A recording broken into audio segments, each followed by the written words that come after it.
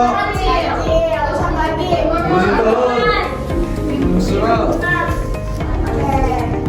sih yang tahu cerpen itu apa? Cerita pendek. Ibu bakal nyampein tujuan pembelajarannya terlebih dahulu ya. Jadi tujuan pembelajarannya yaitu peserta didik mampu mengidentifikasi dan menganalisis 6 unsur intrinsik cerpen, tema, tokoh, penokohan, latar, alur, dan amanat dengan tepat.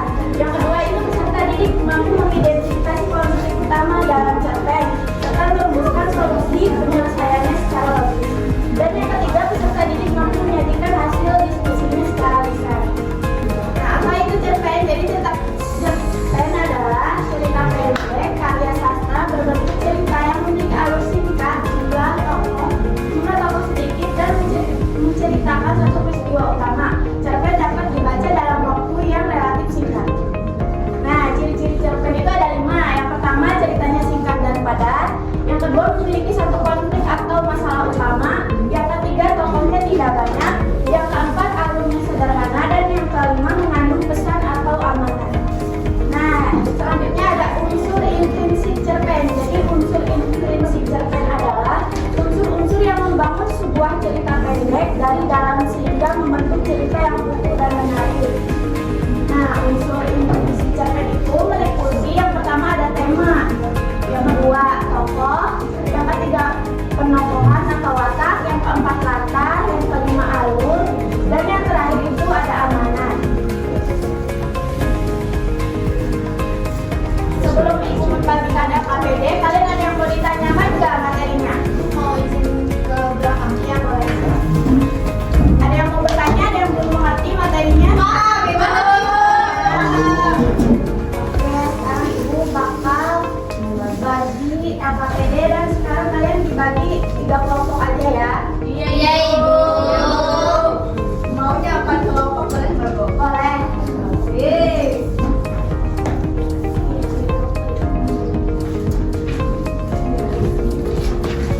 Pas bu. Ya. Kalau ada yang nggak ngerti bisa ditanyain kan? Iya bapak ibu. Ya, terima kasih. Iya ibu. Ada yang sudah? Sudah bu. Ayo, kalau yang sudah perwakilan kelompok maju depan.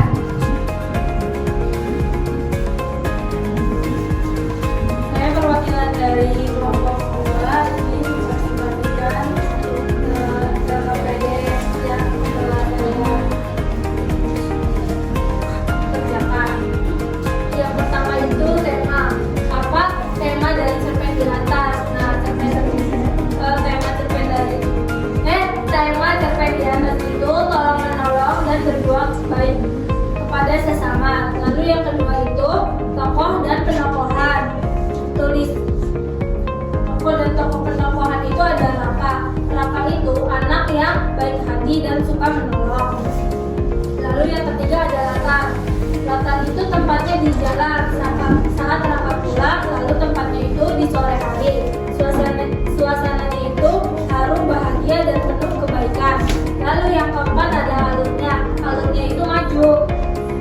Alasannya itu cerita berlangsung secara berurutan. Dimulai dari Raka pulang sekolah, membantu nenek hingga pulang dengan hati bahagia.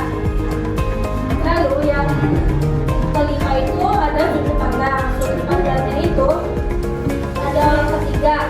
Alasannya itu cerita menggunakan nama tokoh Raka dan kata ganti telah bukan aku sebagai pencerita.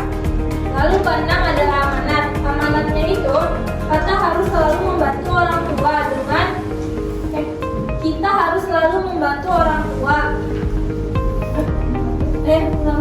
Kita harus selalu membantu orang lain dengan ikhlas karena kebaikan